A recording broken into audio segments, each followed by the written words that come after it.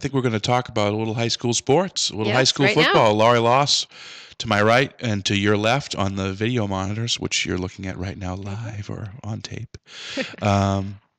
is our high school editor. Now, she's fairly new to the Standard Times, so she was not here for the last football season, but she knows the teams pretty well. So let's go through a little bit of what we're going to see this year from the high school football teams. Start with the South Coast Conference. My theory is that Apponequet, Old Rochester, and Wareham are all kind of vying for the honors of who's the team of the decade, because they've all had success. You're not going out far on a limb there. Right. It's basically been those three, and then has anyone else even had? I know Fairhaven, they haven't had a winning been down, record in a long time. Boak hasn't had a winning record in a long time. Seekonk is usually pretty solid, middle of the road. I mean, this year, it looks like Wareham is probably going to be the favor. Okay, what's now? They're still running that. I guess they're still doing the same kind of offense with the. Yep, they have John Lydon back, the quarterback. He's a senior. Have you ever seen this kid? Yeah, I've seen him. He looks like a high school quarterback. He's just like I wanted to go back in time and be in high school just so I could be this kid's buddy. Does that make any sense?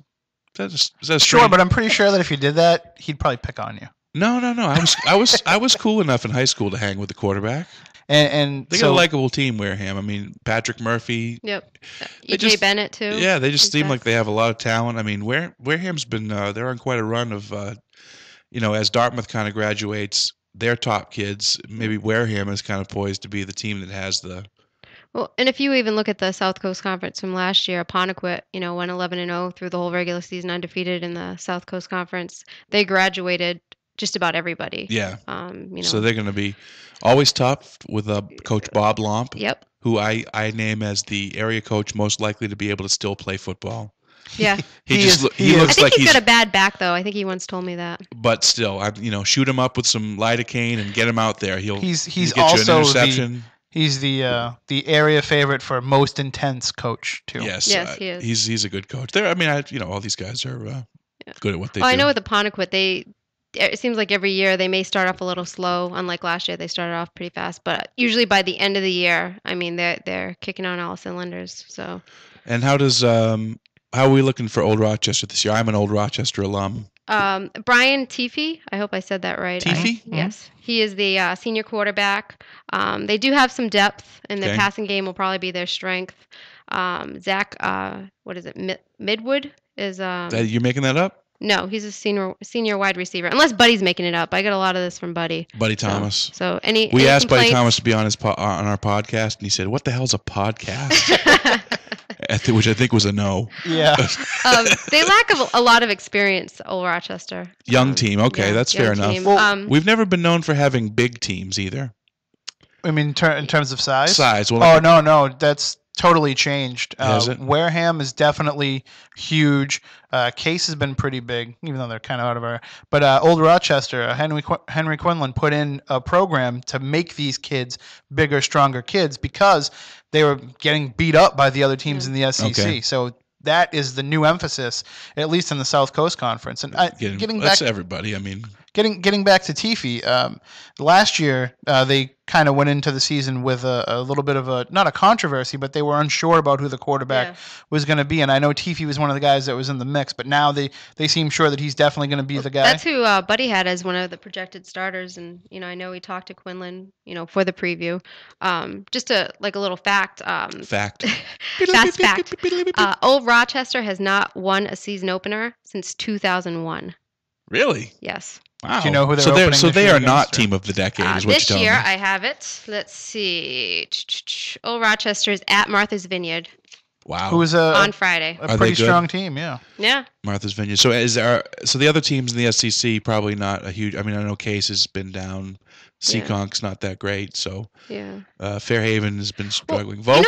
I think Fairhaven actually has a shot at having a 500 or better record this year. Fairhaven's got a little something. Yeah, they have Paransovic, Miles Paransovic. Okay. He's back. He's a running back for them. Taylor Mata, he's going to be the quarterback this year. Okay, so those guys were... Yeah. What was it? Do you know what their record was last year? They're 5-6. Okay, so... and they're young guys, too. Yeah. Okay, so Fairhaven's in the mix. All right, so we're looking at Fairhaven... So some combination of Wareham, Fairhaven, Apponequet, maybe Old Rochester. Yeah. Okay, that sounds good. Yeah, I know Evoke is pretty young, and I would love to see Vogue put it together. I mean, it just seems like they're such a great school. They have so many kids, and it just never happens for them over there. But they have such a great field too. Great field, yeah. Good coaches. I mean, I always root for Vogue. Yeah. Let's talk a little bit about New Bedford High's football team, which has been pretty much tough time city. I know that, and again, I'm not professing to know a whole lot about New Bedford football. I haven't seen him play. I know that the coach, Dennis Golden, is a kind of an interesting guy, kind of a disciplinarian and just an interesting guy. I don't know much about him, but I hear a lot about his personality being strong, and but the results certainly haven't been there since he's been there. I don't know. Well, I think that's going to change this year. Okay. Last year they were 3-8. This year, though, even though they have a first-year quarterback and Nate Lewis, he's a junior. Okay. They do have a really strong backfield with some track kids. Okay. John Gomes, John Williams. Wow. Those two guys, were some of the best kids in the area for track last year. Now, are they football guys? Did they play? Did they come up in the football system? I think Gomes played previously, and I think John Williams, who is the long jump state champion last year, I think this is his first year trying out. I mean, they're great athletes, though. Yeah, I mean, it seems like with New Bedford, they always have some great athletes. Just a question of whether they get out on the football field or not. Yeah, I mean, I guess it all kind of comes down to the line. If they can open up holes, these kids can get out, outside and run with it. Also, Xavier Dixon is another track kid. Okay. He did the hurdles. And he's in the backfield too. So. They have kids that can, run. Now, has New Bedford have they softened up their schedule at all? I know that in previous years, they've had some kind of scheduling issues where they've kind of gone above their head. Yeah, I mean, I haven't really gone through each game. I mean, they open with Stang. They're at Stang. I'm not sure that they have even played Stang in the past, have they? I mean, that's kind of a. They must. I mean, just for the area rivalry factor, they must.